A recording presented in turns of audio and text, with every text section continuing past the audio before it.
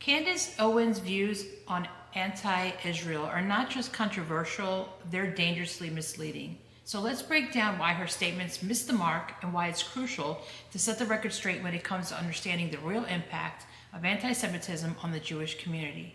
Just remember, hate that begins with the Jews never ends with the Jews.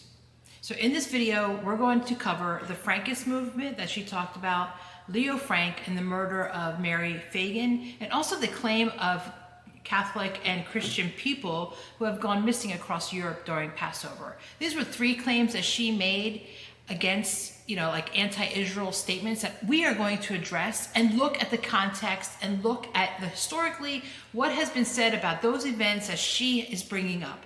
So again, if she's going to make these claims about Israel, then we need to discuss the truth behind them and debunk what she's saying, because she's not giving you the full story. So stick around, because in this video, that is exactly what I'm going to do. We're going to talk about exactly what the context was and what was being said and what actually happened. So listen, I understand Candace Owens, frustration with governments. And unfortunately, it's the world that we live in where you have the elitists who are in these governments who are just not really for the people. And it's no different in the state of Israel, because their government is just as corrupt as our government here in the United States and probably a lot of other governments throughout the world. I understand that frustration. I am not knocking her for that, okay? Because guess what? I agree with her on a lot of things. I'm not Jewish. I am conservative. I am not a Christian. So I am coming at you from a view of, being conservative. I, do worship the God of Abraham, Isaac, and Jacob. And I do read the scriptures as far as the, the Torah and the Tanakh, which a lot of Christians call the, the Old Testament. And that's what the belief system that I have. So I understand her frustration with governments and the Israeli government. Hey, I understand that. However, when you lump a group of people in this demonizing way and saying that Jews are this, or blacks are this, or Asians are this, any group that you demonize is like that is just really wrong, and it's not right. It's not the people. And I understand you want to put it out against the government, then go ahead. But when it comes to the people, especially in today's environment with anti-Semitism on the rise, it's very dangerous. So again, we're going to talk about the Frankists. So who were the Frankists? So the Frankist movement was named after its founder, Jacob Frank, which emerged in the 18th century as a radical and controversial offshoot of the Sabbateanism, which was a messianic movement within Judaism that followed the self-proclaimed Jewish Messiah, Sabbatai Zevi. Frankism, which gained significant traction in Eastern Europe, particularly in Poland and the Ottoman Empire, was characterized by its extreme antinomian, which is anti-law beliefs, rejection of traditional Jewish laws, and adoption of certain Christian rituals and symbols. So we're going to stop there for a minute. I know she had talked about, the Frankist movements and how, it relates to, she linked it to the Jews. However, this group, and you can look at papers out there, there's a lot of videos and some information out there on what happened during this movement, but they were anything but for the Jewish values. They had nothing to do with them. They were excommunicated eventually by the Jewish community because their views were so radical. So, again, don't link something that doesn't belong there. They might have been Jewish at some point, but they had no moral values with what Judaism practices. So to understand Frankism, it's essential first to consider, how the movement started. So Sabbatai Zevi was born in 1626 in Smyrna, which is in Turkey, and he proclaimed himself the Jewish Messiah in 1648. So during a time of widespread messianic expectations within the Jewish community, and it was exasperated by the suffering and persecution, they endured in the diaspora. So Sabbatai's charismatic personality and bold claims attracted a large following across the Jewish world from the Ottoman Empire to Europe. So again, here's a guy that comes into the scene and he's like, yep, I'm the Messiah. And of course, you're going to get followers. I mean, it happens today. Look at all these different cults that happen. I mean, it definitely happens today. However, in 1666, under the threat of execution by the Ottoman Sultan, Sabbatai Zevi converted to Islam. So this shocking turn of events led to the disillusionment of many of his followers, but some continued to believe in him, interpreting that his conversion was somehow part of a mystical, divine plan. So, he got found out that, he was a false messiah, and to save his ass, pretty much, he converted to Islam. So central to Frankist theology was the concept of antinomianism, again, anti-law, the belief that traditional religious laws were no longer binding and could be transgressed in the pursuit of spiritual enlightenment. Jacob Frank, who actually started this whole movement, and his followers argued that the conventional observance of Jewish law had become obsolete, and that true spiritual freedom required breaking these laws. Did you just catch that? They were going against Judaism, going against the Jewish belief system. So this belief led to the rejection of traditional Jewish practices, such as their kosher dietary laws and sexual morality. Frankist rituals often included acts considered blasphemous and immoral by mainstream Jewish standards. So the rabbis at that time just didn't want anything to do with him, such as consuming forbidden foods. There were sexual orgies and the incorporation of Christian symbols and practices in their worship. So he was kind of mixing religions between Judaism and Christianity. The radical nature of Frankist beliefs and practices brought the movement into direct conflict with rabbinical authorities in Poland. In 1756, Frank and his followers staged a public disputation with local rabbis in the town of Lankorona, Lankorona,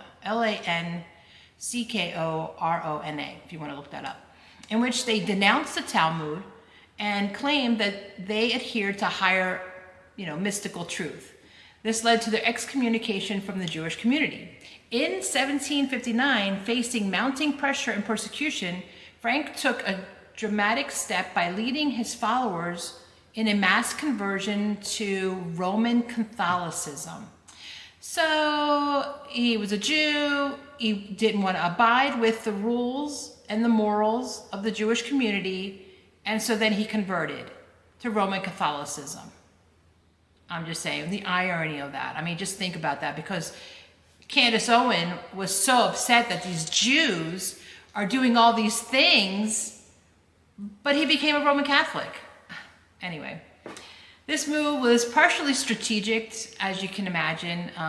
It provided the Frankists with protection from the Catholic authorities who were interested in weakening the influence of rabbinic Judaism. So again, it was a motive. Frank himself was baptized under the name Joseph, of all things, and was granted the title of nobility by the Polish king. Wow. Okay, that's cultish right there. In 1760, he was arrested by the Polish authorities on charges of heresy and imprisoned in the monastery of Częstochowa. I hope I'm saying that right. Frank was then released from imprisonment in 1773 following the first partition of Poland, when Austria took control of the region, where he was being held. Then he moved to the Czech Republic. And then after Frank's death in 1791, the movement lost momentum. The Frankist community gradually dispersed, and many of its members assimilated into the Christian society of the Habsburg Empire. So, as you can see, the Frankist movement really, shouldn't even be tied anywhere with, Judaism, Jews, nothing. It was a cult group of that time that once the leader died, just like any cult group, when the leader dies, the followers just dispersed, and that was the end of that. If anything, they converted to Catholicism and they moved into the Christian communities and spread out in that way and brought their, weird cultish belief systems into the Christian community. However, you just keep in mind, the Jews at that time rejected him and they excommunicated him. So I just want to set the record straight on that. So now, who was Leo Frank? So that was another name that Candace Owens brought up in some of her videos. So we're going to talk about that. So Leo Frank was a Jewish American factory superintendent who became the central figure in one of the most controversial criminal cases in American history. He was born in April 17, 1884 in Texas. Frank was raised in New York and educated at Cornell University, where he earned a degree in mechanical engineering. In 1908, he moved to Atlanta, Georgia, to manage the National Pencil Company, a factory owned by his uncle. Frank's life took a dramatic turn in 1913. So in one of her videos where she went on this rant with the Frankists and Leo Frank and how he murdered this woman, this was one of the stories that she brought up, okay? So in 1913, he was accused of murdering Mary Fagan, a 13-year-old employee of the factory. The case quickly became a sensationalized trial inflamed by regional tensions, anti-Semitism, and media frenzy, as you can imagine. So on April 26, 1913, Mary Fagan was found murdered in the basement of the National Pencil Company factory in Atlanta. She had been strangled and her body showed signs of a violent struggle. Fagan had come to the factory that day to collect her weekly pay, which Frank, as the factory superintendent, had given her. The discovery of Fagan's body led to an intense investigation.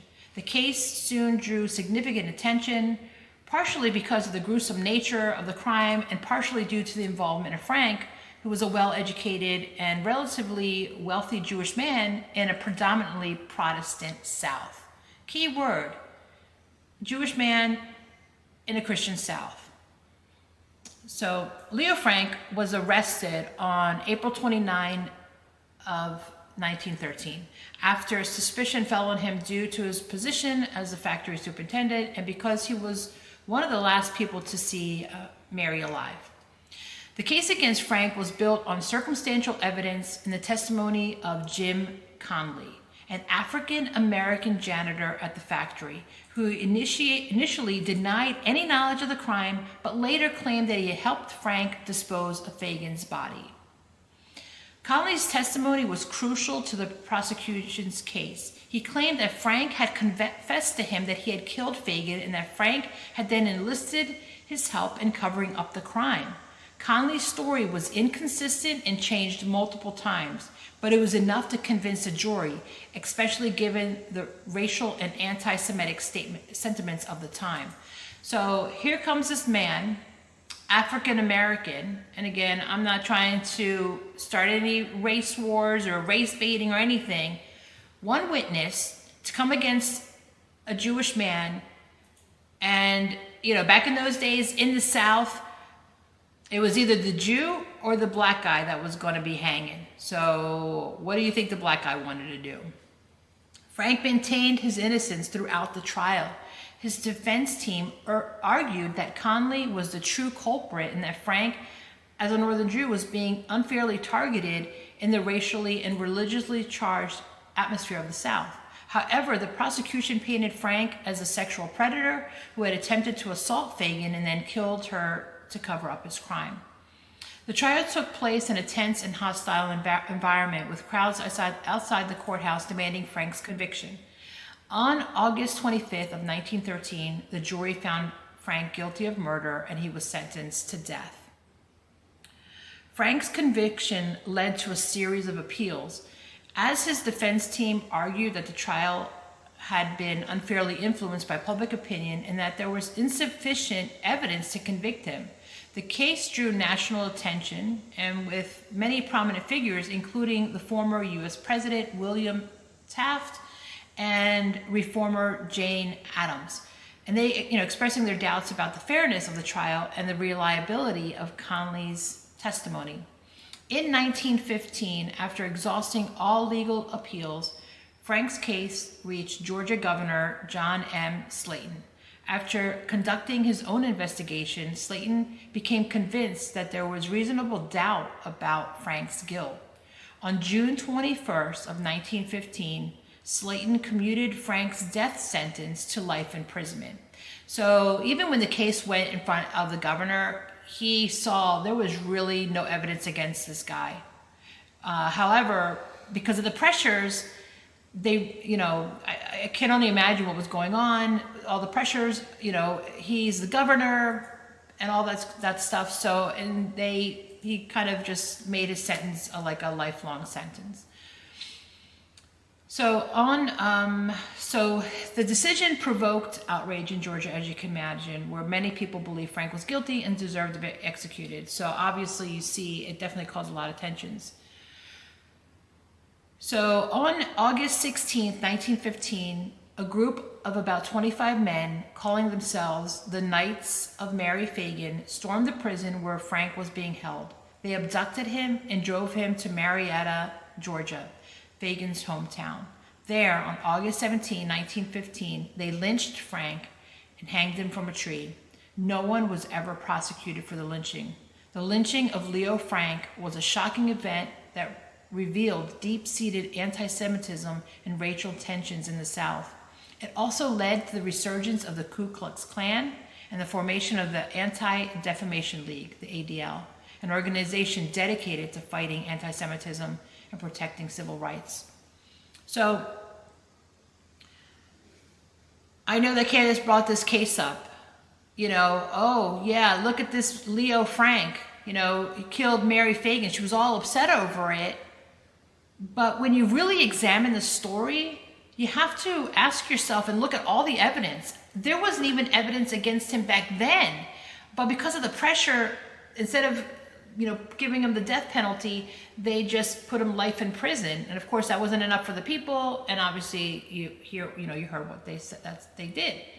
So the question of Leo Frank's guilt has been the subject of debate for over a century. Many historians and scholars believe that Frank was innocent and that his conviction was a result of a flawed legal process, racial and religious prejudice, and the intense public pressure to find someone responsible for Fagin's murder. I mean, it is a sad state of affairs. The girl was only 13 years old, so of course everyone wants someone to pay for that. Jim Conley's role in the case remains particularly controversial. Conley was the key witness against Frank, but his testimony was inconsistent, and there were indications that he may have been the true perpetrator. Conley had a history of criminal behavior, and some of the evidence, including the timeline of events and the physical evidence at the crime scene, suggested that Conley, not Frank, was the likely killer. So obviously you can see how these events started to unfold. In 1986, we're talking much later, 1986, obviously Leo Frank has already passed away. The Georgia State Board of Pardons and Paroles pardoned Leo Frank, even though he was dead, although they did not exonerate him. The pardon was granted on the grounds that the state had failed to protect Frank and ensure a fair trial. The pardon acknowledged the state's fault in Frank's death, but stopped short of declaring him innocent. So Candace Owens went on this rant about Leo Frank killing this little girl because he was Jewish. But as I read to you the events of that time and what's been written and what scholars and historians have come up with, and in 1986, where the Georgia State Board of Pardons actually pardoned him, why are you bringing up this case, Candace? Why are you misleading people and making them believe that there is a Jewish man out there that committed this crime when the evidence shows otherwise? So let's go on to the next topic that she brought up. Candace Owens claims that Christians and Catholics were going missing during Passover in Europe in the 1800s.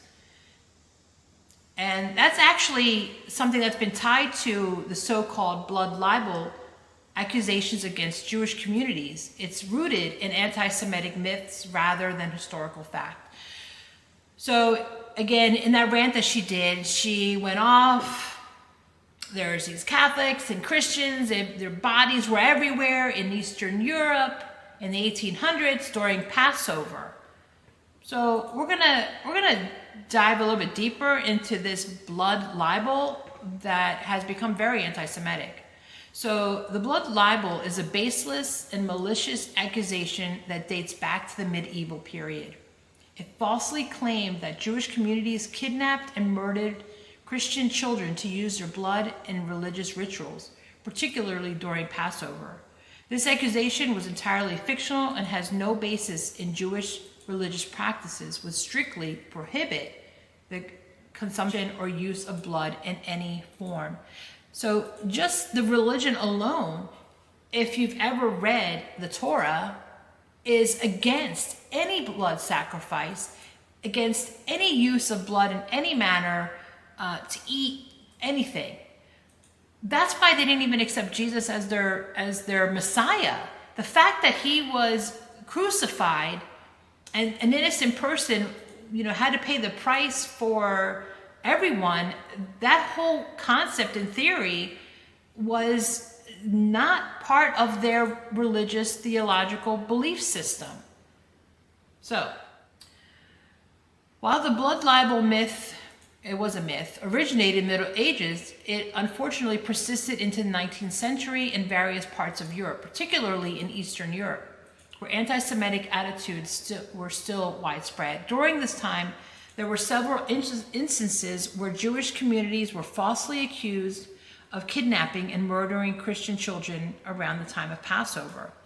So one of those times was called the Damascus Affair in 1840. One of the most infamous cases occurred in Damascus, Syria, then part of the Ottoman Empire. A Christian monk named Father Thomas disappeared, and local Jews were accused of murdering him for ritual purposes.